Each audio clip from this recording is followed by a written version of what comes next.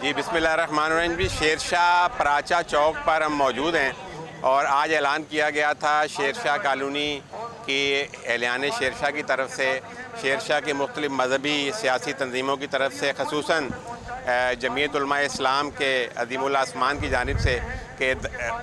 Sher Shah colony کے پورے علاقے میں جو پانی کی شدید قلت ہے اس حوالے سے جدوجہد اور مذاکرات میں ناکامی کے بعد اہلیان شیر شاہ کی جانب سے دھرنے کا اعلان کیا گیا تھا۔ دھرنے کی ابتدا ہو چکی ہے۔ آپ میری پشت پر دیکھ رہے ہیں کہ اسٹیج پر تمام لوگ موجود ہیں، قائدین موجود ہیں